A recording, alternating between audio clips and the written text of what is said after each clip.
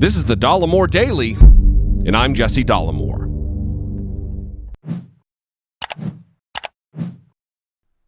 I'm sure you know that Congress has subpoenaed Donald Trump's financial records. What you might not know is that there are multiple facets there. One is the House Ways and Means Committee, chaired by Richard Neal, who is requesting and legally entitled to Donald Trump's tax returns, which the Secretary of the Treasury, Steve Mnuchin, committed a crime by not complying with. And the other is the House Oversight Committee, chaired by Elijah Cummings, who has legally and appropriately subpoenaed 8 years of Donald Trump's financial records from a company that has done his accounting work in the past, Mazars USA. And it is the latter that I'm going to talk about. You see, in April, after the records were originally subpoenaed, Donald Trump took Mazars to court to force them not to comply with Congress's legal authority.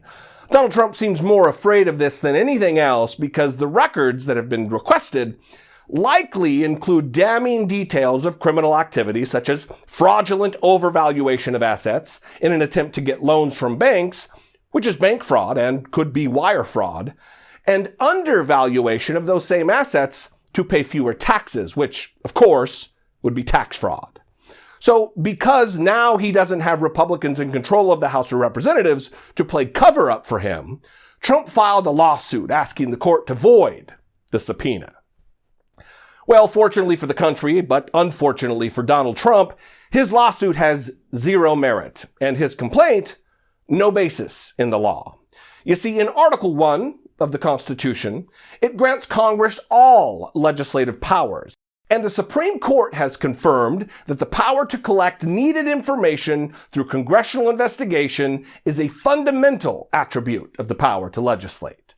It's not just me who believes Trump's baseless lawsuit is meritless, though.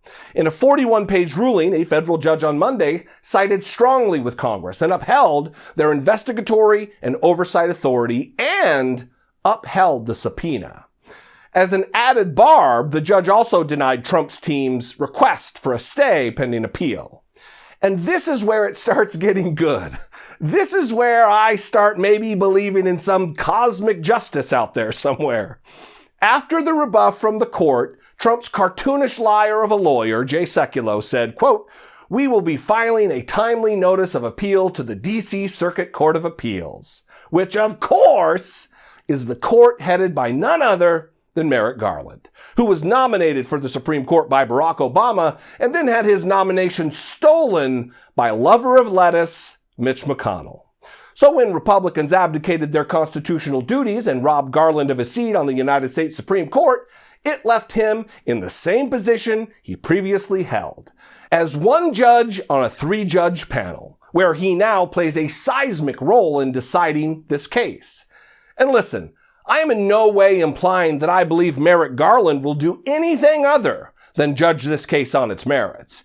He isn't some hungover, raging, red-faced psycho like some people that we know. Merrick Garland will do his job like a consummate professional.